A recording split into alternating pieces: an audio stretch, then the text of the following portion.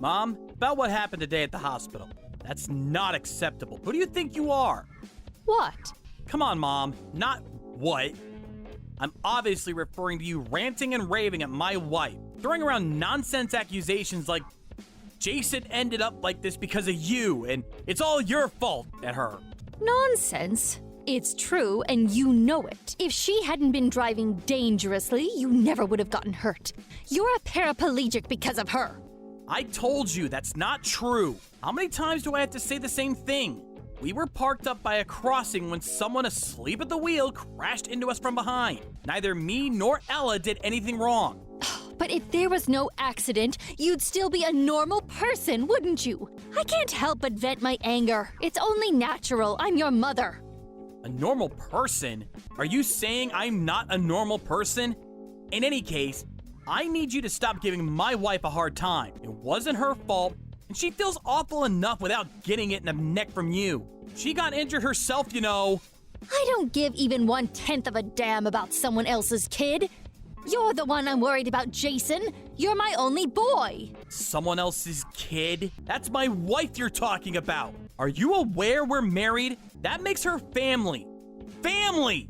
Anyway, I'm fully capable of getting by and earning a living even if I'm in a wheelchair, so you really don't need to worry about me. Fine, have it your way. Oh, how ungrateful. To think I'm kind enough to worry about you, and this is the thanks I get.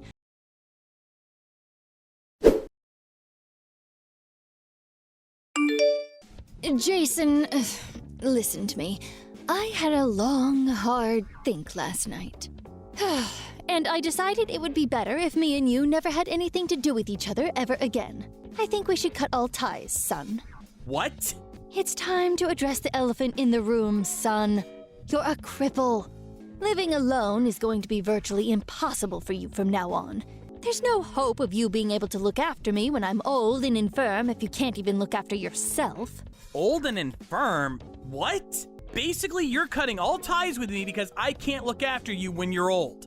That's not the only reason. On top of that, I simply don't have enough time or energy to look after you, which means it would be quite inconvenient to have you around. I'm already getting old, you know. My knees creak, my hips ache. I'm no spring chicken.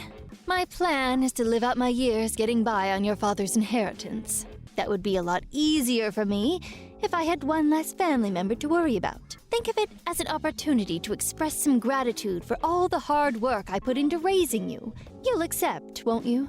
You can't be serious. Is this the kind of thing a mother says to her heavily disabled son? Can't believe it. Come on, Jason. Surely you can see it can't be helped. I put in years of blood, sweat, and tears into raising you and did a damn fine job, if I do say so myself. I had no issue with devoting my time and energy to you when I thought it would pay off after I reached an old age. But now? What use is a son who can't even walk around without assistance? And I'm asking you nicely. Won't you be a dear and free me from my servitude? I see. Basically, what you're saying here, Mom, is that the only reason you had me in the first place was so I could change your diapers when you get old. And now that I can't walk due to the car crash, I no longer have any value. So you're throwing me away like a piece of garbage. On top of that, you also plan on keeping all my dad's inheritance for yourself, even though he specifically stated a sizable chunk should go to me. It's hardly my fault. Want to know what the single most important thing in the world is, son? Having a solid plan. If I cut you out of my life, I can live out the rest of my days entirely on your father's money. As for your side of the bargain, you also get out of having to care for me when I'm old and frail. No matter how you look at it, it's a win-win situation. Do whatever you like. I won't try and stop you cutting me out of your life, but don't you dare try and contact me or my wife ever again. This is final. That's my line. Don't bother showing up at the house and try to get your greedy hands on the inheritance, because you won't be setting foot inside ever again. Starting tomorrow, we're strangers. Is that clear? Okay, fantastic. Bye-bye.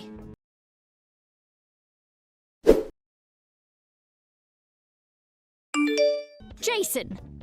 You came to the house today, didn't you? I warned you! Why did you take the fridge and TV? Give them back at once. Because they're my personal belongings that I paid for. I can't leave my stuff at your house forever. I gave the key to a close friend and had him stop by to pick them up. Oh, I told him to leave all the frozen stuff in a cooler box, so you're best off eating them ASAP before they spoil. I cannot believe you. I had no idea my son was so petty and small-minded. Oh, did I say son? Oh, my mistake. You're a stranger now, of course. Oh, it's fine, forget it. That fridge and TV were probably just second-hand junk anyway. I'll buy some shiny new ones with your dad's inheritance. So I don't need your junkyard scrap anyway. Sure, the fridge is a brand new Hitachi with touchscreen feature configuration and Wi-Fi connectivity. And the TV is an ultra-thin, flat-screen, 70-inch home cinema tier marvel of modern technology. It's true, though. Maybe you'll be able to afford them if you use Dad's inheritance. It's your house, so do what the hell you like. I don't need to be told by you. Believe me, that's what I fully intend on doing. Never message me again. The next time you enter this house without my permission, the police will be called. I hate to break this to you, but you're the one who contacted me.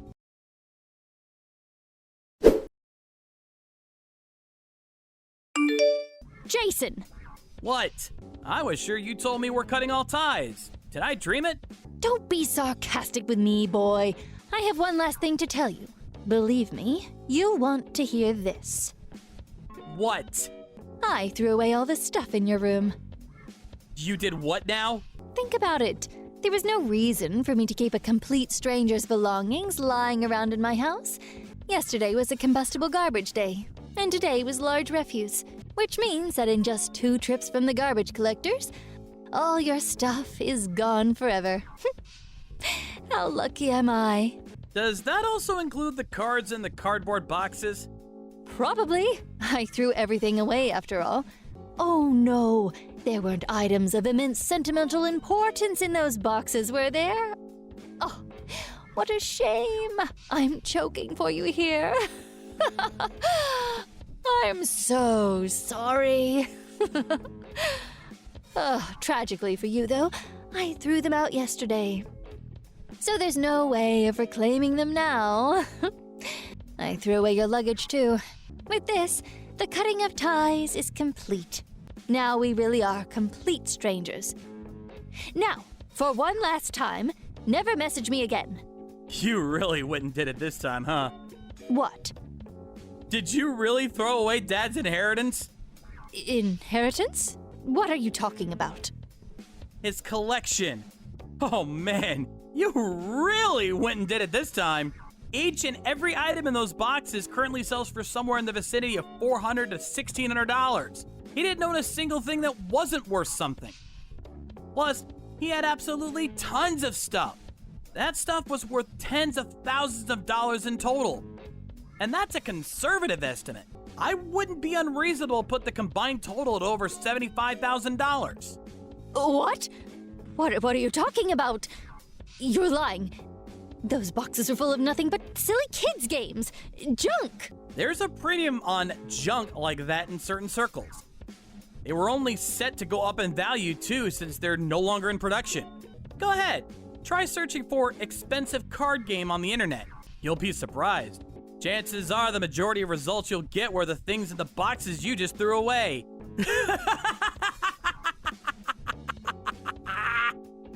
Wait, no, you're lying. You're lying, right? Tell me you are. Are you sure they weren't just replicas? If they were really so valuable, why didn't you have your friend take them when he was here for the fridge and TV? There was no way I could take them. Dad said they were part of your inheritance. He said he wanted them to go to you. What?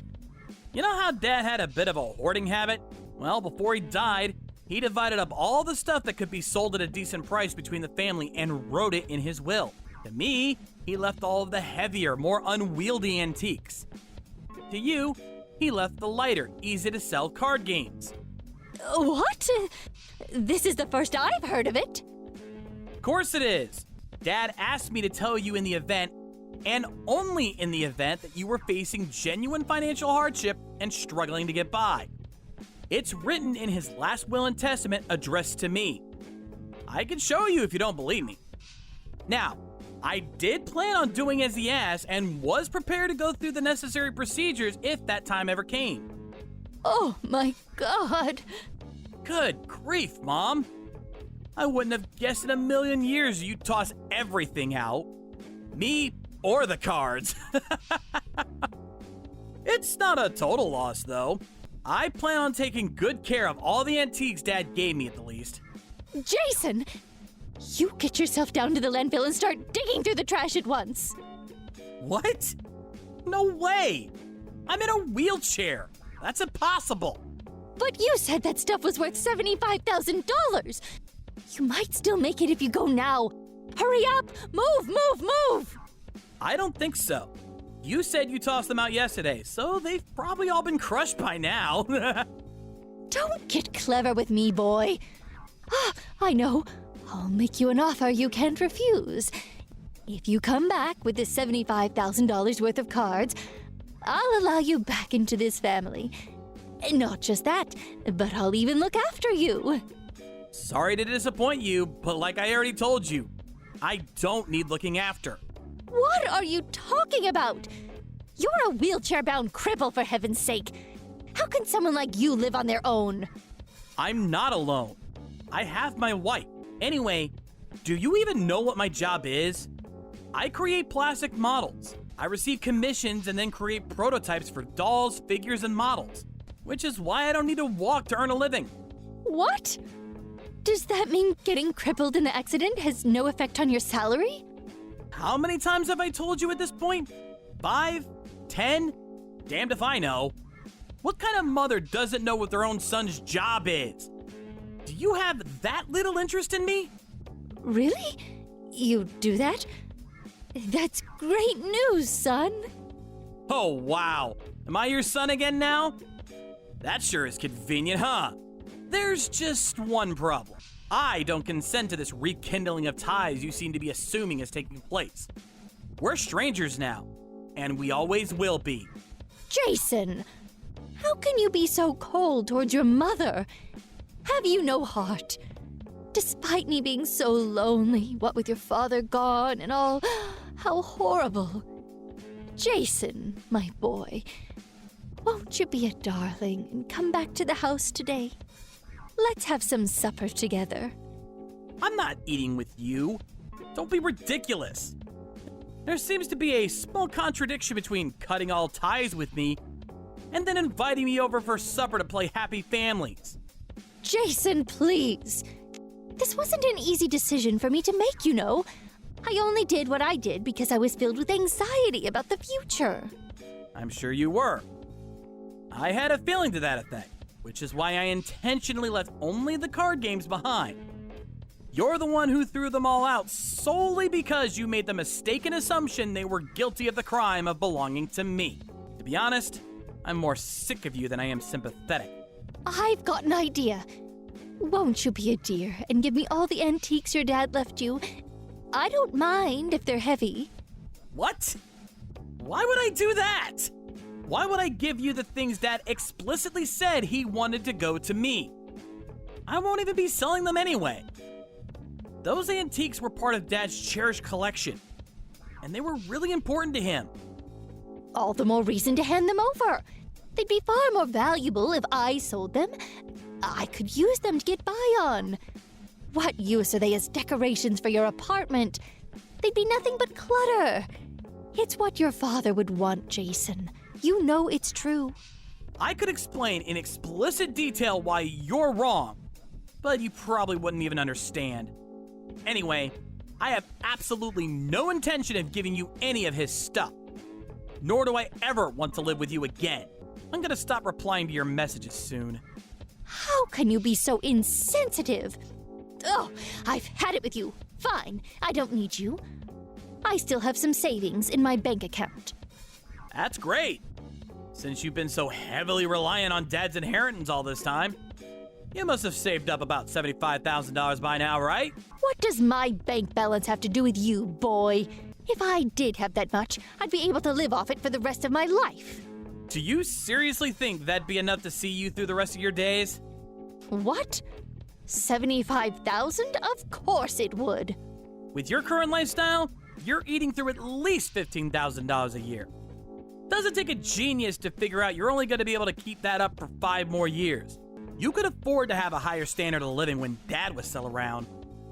But there's no way your current lifestyle is sustainable. What's your point? Are you saying I need to tighten my belt and save up more? No chance. You can't stop me buying the things I want. Listen, want to know what the simple, most important thing in the world is?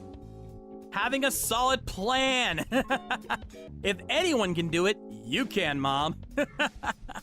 I have to make this clear, though, and it really pains me to say this, but me and my wife simply don't have enough time or energy to look after a complete stranger. Stop it, please. Just wait. What do you mean, stranger? We're family. I'm your mother. Let's just talk this over. Jason, please, answer the phone. Look, Mom, I'm a cripple. Things would be a whole lot easier for me if I had one less family member to worry about. Look on the bright side. You're free to do what you want with Dad's inheritance. And I'm blessed to have a loving wife who looks after me. Which means you don't have to go through the trouble. No matter how you look at it, it's a win-win situation.